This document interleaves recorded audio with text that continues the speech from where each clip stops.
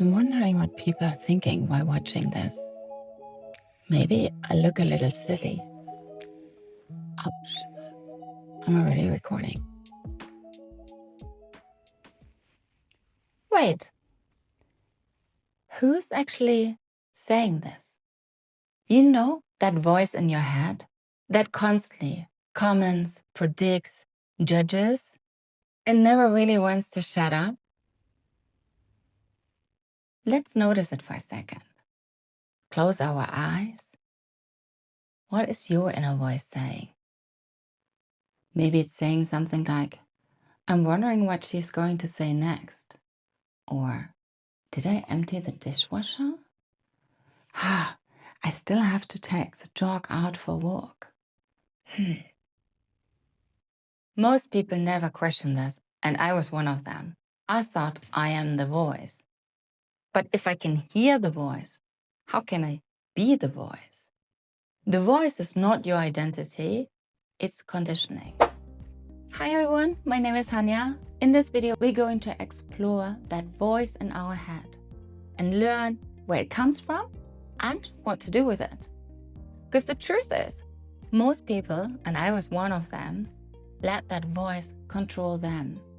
Let that voice control their thoughts, their minds, their behaviors, and therefore also their emotions. And sometimes we try to silence it with pressure. But for me, this never worked.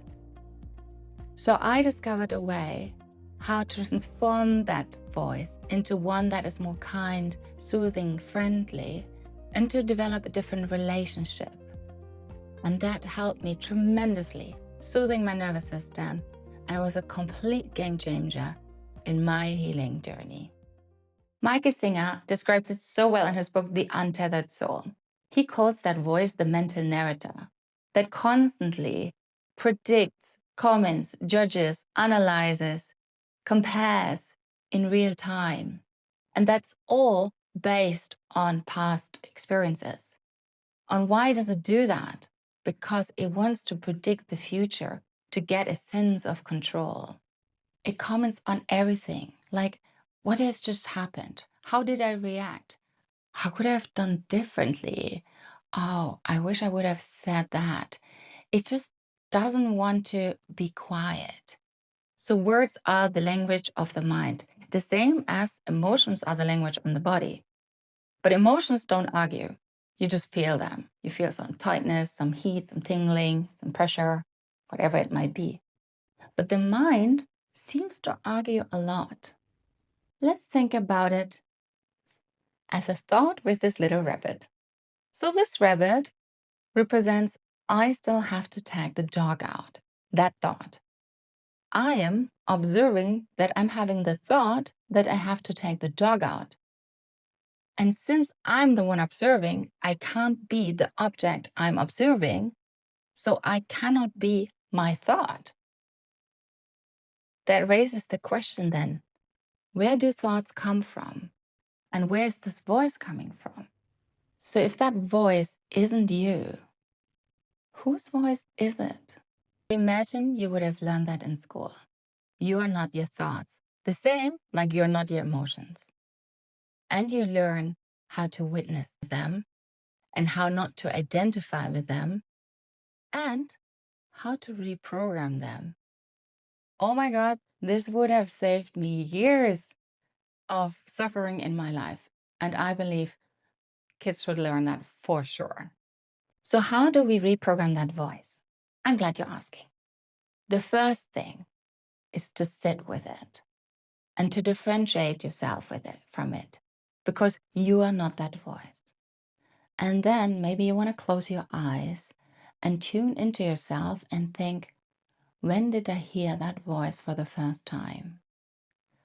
Is it the voice of my stepmom, of my father, of my teachers, or maybe other students?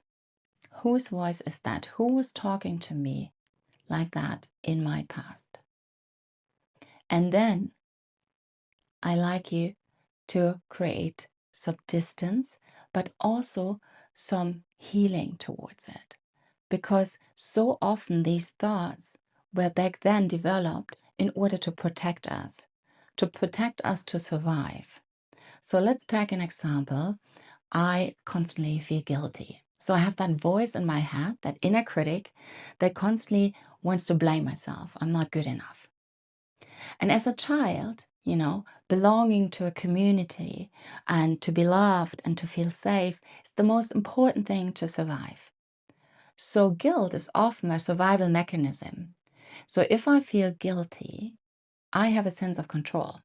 That means I can change something about a situation because I can change my behavior. So actually guilt is a survival emotion in order to protect ourselves. And the mind it can't differentiate if we're living in the past or in the here and now or in the future. It just runs by old programming. And unless we heal those programs and we heal those wounds behind those programs, it keeps doing the same pattern. So it keeps blaming us for everything in order to survive. So how do we reprogram this?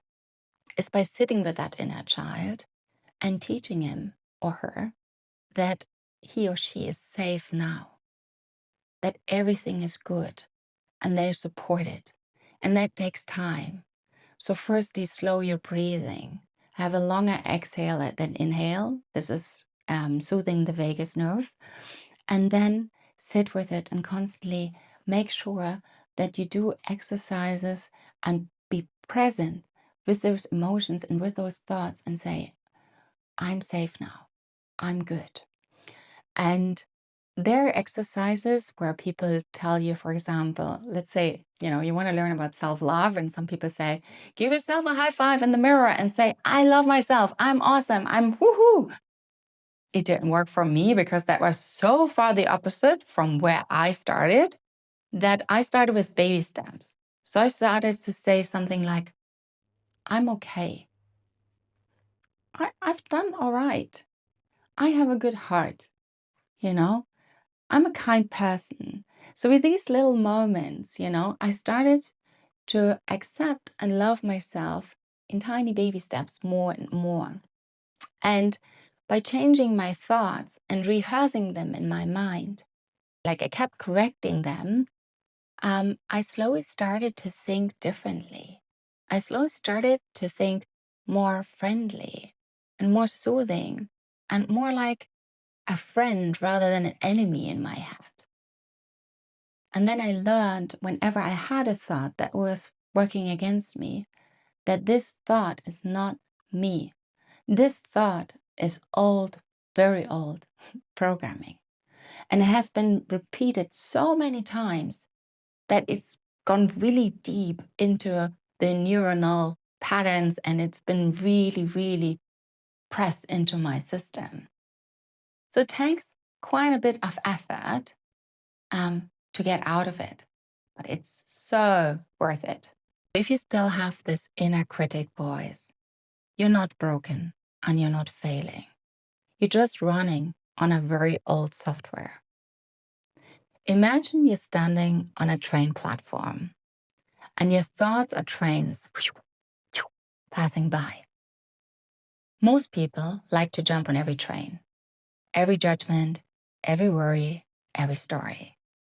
But true freedom is when you lean back, staying on the platform and just watching the trains pass. Thank you so much for listening. If you're new to this channel, please like and subscribe. Thank you.